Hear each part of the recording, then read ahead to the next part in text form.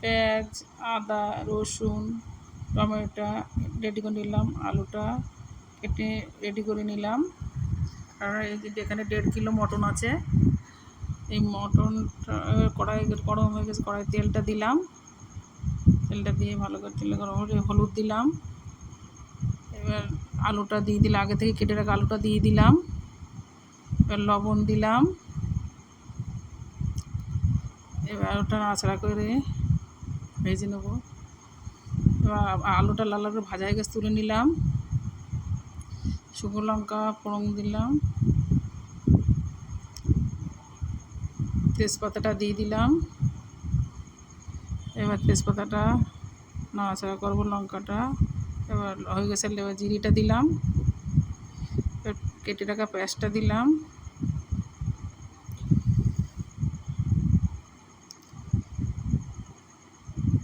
লঙ্কা, আদা, রসুন পেস্টটা দিয়ে দিলাম। পেস্টটা লাল লাল করে ভাজা হয়ে গেলে ভালো করে নাড়বো, কড়ার গায়ে যাতে না লাগে। গ্যাসটা লো দিয়ে মশলা তেল ছেড়ে দিয়ে এবার টমেটোটা দেবো। এটা কষা হয়ে গেছে মশলাটা, এবার মটনটা দিয়ে দিচ্ছি। এখানে 1.5 কিলো মটন আছে।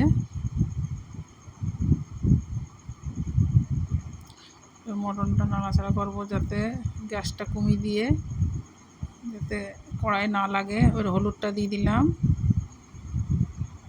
লবণটা দিয়ে দিলাম।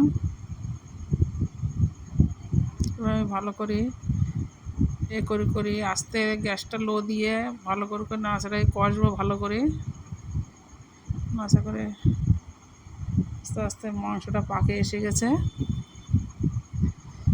এবার যাতে কড়ার গায়ে না লাগে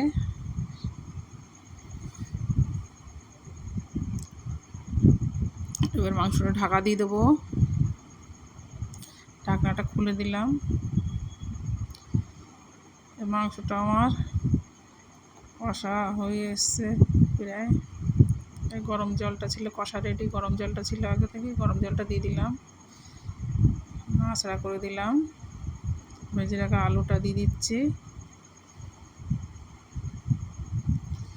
এবার তেল নুন হলুদ মাখা চর্বিটা ঝোলটা ফুটে উঠলে দিয়ে দিলাম।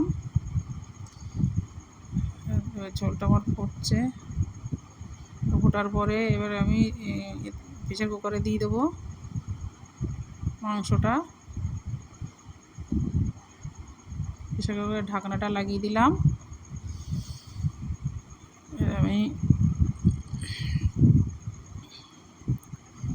4টে সিটি মেরে নামিয়ে আমি মাংসটা সেদ্ধ হয়ে গেছে। এবার আমি কড়াই দিয়ে দিলাম,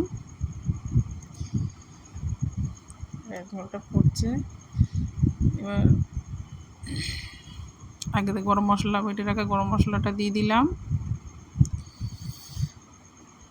এটা গরম মশলাটা নাড়াচাড়া করে ঝোলটা করে নিলাম, মাংসটা নামিয়ে দিলাম। আমার লাল লাল ঝাল ঝাল মটন রেডি।